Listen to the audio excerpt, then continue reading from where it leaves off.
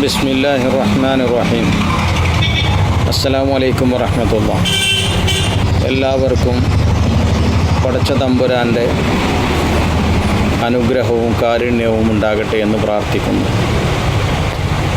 Security ഡ്രസ്സിലാണ് ലൈവിൽ വന്നിരിക്കുന്നത്. രാജ്യത്ത് സുരക്ഷ ആവശ്യമായൊരു സന്ദർഭമാണിത്. രാജ്യത്തിനും രാജ്യനിവാസികൾക്കും സുരക്ഷ ഉറപ്പുവരുത്തേണ്ട ആവശ്യമായ ഒരു ഘട്ടത്തിലാണ് നമ്മൾ മുന്നോട്ട് പോകുന്നത്. അത് ഓരോ വ്യക്തികളും അവരുടെ തീരുമാനത്തിൻ്റെ അടിസ്ഥാനത്തിൽ അവനിലൂടെ ഉണ്ടാക്കിയെടുക്കേണ്ട ഒരു കാര്യമാണ് സുരക്ഷ എന്ന് പറയുന്നത്. ഒരാൾ മറ്റൊരാൾക്ക് സുരക്ഷയാകുന്ന ഒരവസ്ഥ സംജാതമാകേണ്ടതുണ്ട്. പ്രത്യേകിച്ചും ബലിപെരുന്നാൾ വരുന്ന ഒരു സാഹചര്യത്തിൽ ഈ ബലിപെരുന്നാളിനെ എങ്ങനെ മുന്നോട്ട് കൊണ്ടുപോകണമെന്ന വിഷയത്തിൽ അത് മറ്റു മതവിഭാഗങ്ങൾക്കിടയിൽ അഭിപ്രായ വ്യത്യാസങ്ങൾ ഇല്ലാതെ തന്നെ അതേസമയം മുസ്ലിം ബഹുസാമാന്യ ജനങ്ങൾക്ക് സുരക്ഷ കിട്ടുന്ന രൂപത്തിലേക്ക് ഇത് മാറേണ്ടതുമുണ്ട്. ബലിപെരുന്നാളുമായി ബന്ധപ്പെട്ട വിഷയവും നമ്മൾ സംസാരിക്കുകയാണെങ്കിൽ ബലി അറുക്കുക എന്ന് പറയുന്നത് ഇബ്രാഹിം നബി അലൈഹി സ്വലാത്തു വസ്സലാമക്ക് ദൈവകൽപ്പന ലഭിക്കുന്നുണ്ട്. തൻ്റെ മകനെ ബലിയറുക്കാൻ വേണ്ടിയിട്ടുള്ള കൽപ്പന. ആ കൽപ്പന ഇബ്രാഹിം നബി അലൈഹി സ്വലാത്തു വസ്സലാം സന്തോഷത്തോടെ സ്വീകരിക്കുകയും അത് നടപ്പിലാക്കാൻ ശ്രമിക്കുകയും ചെയ്ത വേളയിൽ ദൈവം ആ ഒരു ത്യാഗത്തിന് പകരമായി മകനെ അറുക്കേണ്ടതില്ല, മറിച്ച് ആടിനെ അറുത്ത് അതിന് പകരമായി ബലിയറുത്താൽ മതി എന്ന് പറയുന്ന ഒരു വിശ്വാസത്തിൽ നിന്നുമാണ് യഥാർത്ഥത്തിൽ ഇസ്ലാമിക സമൂഹം മുസ്ലിങ്ങൾ ബലിയറുക്കുന്നത്. അതായത് ഹജ്ജിൻ്റെ വേളയിൽ ബലിയറുക്കേണ്ട ഒരു ചരിത്ര സംഭവം ഉണ്ടാകുന്നതും അങ്ങനെ തന്നെയാണ്. ഇതിലേറ്റവും പ്രധാനപ്പെട്ട ഒരു കാര്യമെന്നുള്ളത് സെമിറ്റിക് മതങ്ങളിൽ കൂടുതലായിട്ട് കാണപ്പെടുന്നത് ബലിയറുക്കുന്നത് ആടിനെയാണ്. രണ്ടാമതായി കാണുന്നത് അത് ഒട്ടകത്തെയാണ്. ആടിനെക്കുറിച്ചും ഒട്ടകത്തെക്കുറിച്ചും നമുക്ക് കാണാൻ കഴിയുന്നുണ്ട്. യഥാർത്ഥത്തിൽ മധ്യേഷ്യയിലും അതുപോലെ തന്നെ കിഴക്കൻ ഏഷ്യയിലും ഇന്ത്യ ഉൾപ്പെടെയുള്ള സ്ഥലങ്ങളിലുമാണ് പശു ഒരു ബലി മൃഗമായി മാറിയതായിട്ട് കാണാൻ കഴിയുന്നത്. ഇസ്ലാമിക സംസ്കാരമനുസരിച്ച് ആടിനെയാണ് അതിഥികൾക്ക് വേണ്ടി അറുത്തു നൽകാറുള്ളത്. ഭക്ഷണത്തിലെ ഏറ്റവും നല്ല ഭക്ഷണമെന്ന് പറയുന്നത് ആരോഗ്യകരമായ ഭക്ഷണമെന്ന് പറയുന്നത് പഴവർഗ്ഗങ്ങളും പച്ചക്കറികളും പയറുകളും ധാന്യങ്ങളും, പിന്നെ അഞ്ചാമതായി മാത്രമാണ് മാംസം വരുന്നത്. അപ്പം അഞ്ചാമതായി മാംസം വരികയും അതിനത്ര തന്നെ ആരോഗ്യകരമായി ചിന്തിക്കുമ്പോൾ പ്രാധാന്യമില്ലാത്ത ഒരവസ്ഥ മനുഷ്യ ചരിത്രം മുതൽ ഇങ്ങോട്ട് തന്നെ നിലനിൽക്കുന്നുണ്ട്. എന്നാൽ ഏറ്റവും കൂടുതൽ മനുഷ്യന് സ്വാദിഷ്ടമായ ഭക്ഷണവും അതേപോലെ എല്ലാവരും ആഗ്രഹിക്കുന്നതുമായൊരു ഭക്ഷണം എന്ന് പറയുന്നത് മാംസമാണ്. അതുകൊണ്ടാണ് മനുഷ്യ ചരിത്രത്തിൻ്റെ തുടക്കം മുതൽ തന്നെ അതിഥികൾക്ക് ആതിഥേയത്വം നൽകുമ്പോൾ അവർക്ക് ആടിനെയോ അല്ലെങ്കിൽ മറ്റു മൃഗങ്ങളെയോ അറുത്ത് മാംസം നൽകുന്ന ഒരു പ്രവണത നമ്മുടെ മനുഷ്യ ചരിത്രത്തിൽ എല്ലായിടത്തും കാണാൻ കഴിയുന്നത്. എല്ലാ മതങ്ങളും അത് അങ്ങനെ തന്നെയാണ് മുന്നോട്ട് പോന്നിട്ടുള്ളത്.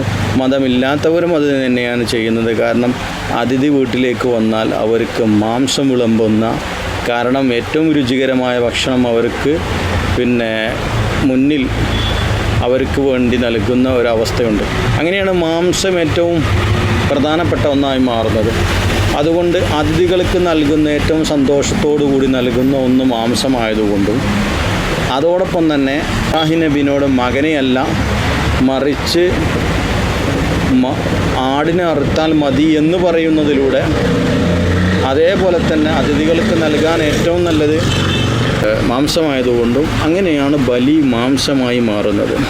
അല്ലെങ്കിൽ പച്ചക്കറിയൊക്കെ അരിഞ്ഞു കൊടുക്കുന്ന ഒരവസ്ഥ ഉണ്ടാവുമായിരുന്നു. പച്ചക്കറിക്കാണ് ഏറ്റവും കൂടുതൽ സ്വാദ് എങ്കിൽ, അങ്ങനെയാണ് ലോകക്രമമെങ്കിൽ ഒരു പക്ഷേ പച്ചക്കറി ആയിരിക്കും ബലിയറുക്കുക. പക്ഷേ ലോകത്തെല്ലാവരും ഇഷ്ടപ്പെടുന്നത്, ഞാനായാലും നിങ്ങളായെങ്കിലും കഴിക്കാൻ ഇഷ്ടപ്പെടുന്നത് അതിഥിയായി നമ്മൾ ചെല്ലുമ്പോൾ ആതിഥേയത്വ മര്യാദ അനുസരിച്ച് നമുക്ക് നമ്മുടെ തീന്മേശയിലേക്ക് തരണമെന്ന് ആഗ്രഹിക്കുന്ന മാംസമായിട്ടും അങ്ങനെ തന്നെയാണ്. എല്ലാ മതങ്ങളും അങ്ങനെ തന്നെയായിരുന്നു. ആ നിലക്ക് നോക്കുമ്പോഴാണ് ബലി മാംസമായി മാറുന്നത്. പക്ഷെ പശുവിനെ അറുക്കുന്നതുമായി ബന്ധപ്പെട്ട വിഷയം അഫ്ദലിയത്ത് എന്ന് പറയുന്ന ഒന്നുണ്ട്. ഏറ്റവും പ്രധാനമായി നമ്മൾ പ്രിഫറൻസ് കൊടുക്കേണ്ട കാര്യം അത് ഏറ്റവും കൂടുതൽ ആടിനാണ് പ്രിഫറൻസ്.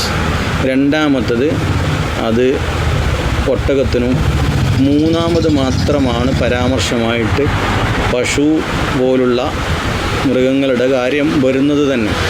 ആടാണെങ്കിൽ 1 വർഷമുള്ളതും ഒട്ടകമാണെങ്കിൽ അത്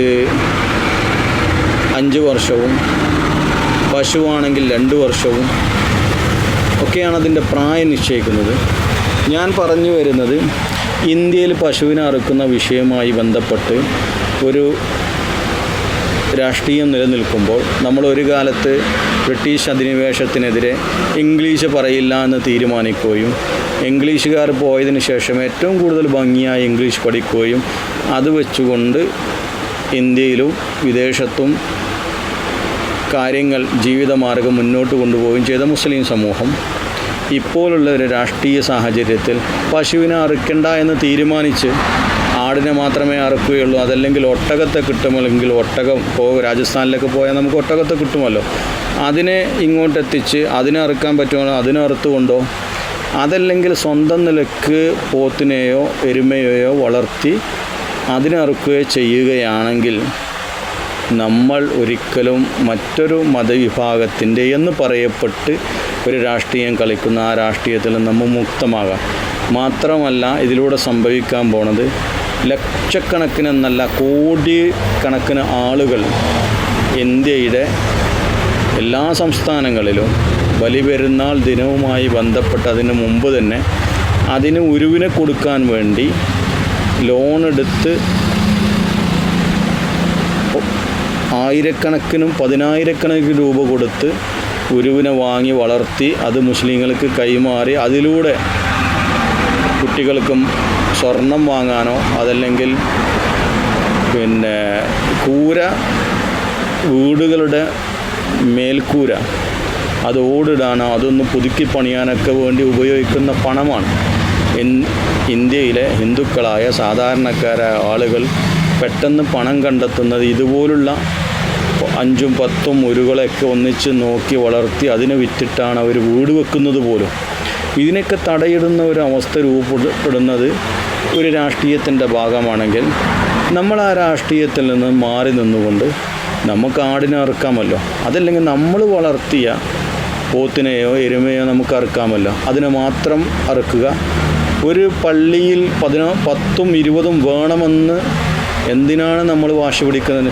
സത്യത്തിൽ ഇതൊരു നമ്മൾ പറഞ്ഞില്ലേ ഏറ്റവും അതിഥിക്ക് കൊടുക്കുന്ന ഒരു വിഭവം പോലെ തന്നെ മുസ്ലിം സമൂഹത്തിനകത്ത് എല്ലാവർക്കും സന്തോഷിച്ച് അവർ മാംസം വിതരണം ചെയ്ത് അതിലുള്ള സന്തോഷം അവരറിയിക്കുന്നതോടൊപ്പം തന്നെ ഇതിലൂടെയുള്ളൊരു സാമ്പത്തിക ഒരു ലാഭവും ഒരു സമൂഹത്തിലെ ഈ ഒരു കാലയളവിൽ വർഷത്തിലെങ്കിലും ഇത്രത്തോളം ഉരുക്കളെ അറുക്കുമ്പോൾ കിട്ടുന്ന ഒരു പണം അത് സമ്പന്നരിൽ നിന്നും ദരിദ്രരിലേക്ക് എത്തുന്നുണ്ട് എന്നുള്ള ഒരു സാമൂഹിക ക്രമവും അത് സെമിറ്റിക് മതങ്ങളാണെങ്കിലും ഇന്ത്യൻ മതങ്ങളാണെങ്കിലും ഇതുപോലെ തന്നെയാണ്.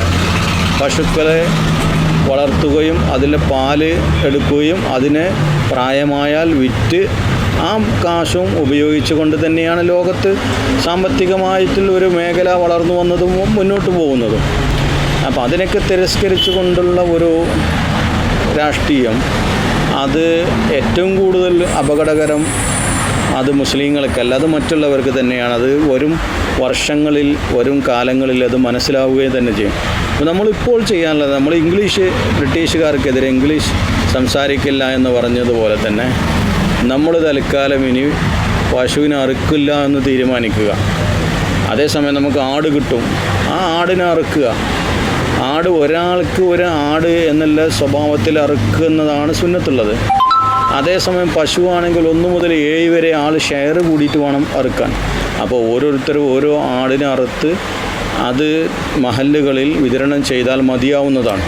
എന്നിരുന്നാലും നമ്മുടെ ഉളുഹിയ്യത്ത് എൻ്റെ ബലിയറുക്കുന്നതിൻ്റെ കർമ്മം അള്ളാഹു സ്വീകരിക്കുകയും അതിന് പ്രതിഫലം നൽകുകയും ചെയ്യും. അവിടെ നമ്മുടെ ആ സുന്നത്ത് പൂർത്തിയായി.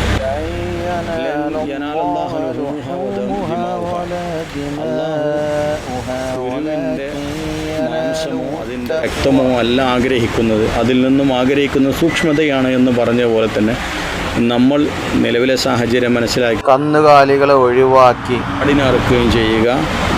നഷ്ടം ഒരിക്കലും വിശ്വാസി സമൂഹത്തിനെതിരെ തിരിയുന്ന എല്ലാ ആരോപണങ്ങളും എല്ലാ ആക്രമണങ്ങളും അവസാനം തിരിഞ്ഞെത്തുന്നത് ഇന്നഹും യക്കീദൂന കൈദ ഫഅകീദു കൈദ.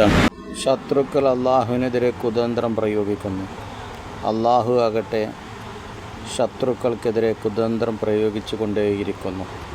അതുകൊണ്ട് നമുക്ക് ഭയപ്പെടാനൊന്നുമില്ല. നമ്മൾ യുക്തിപരമായി മുന്നേറുക.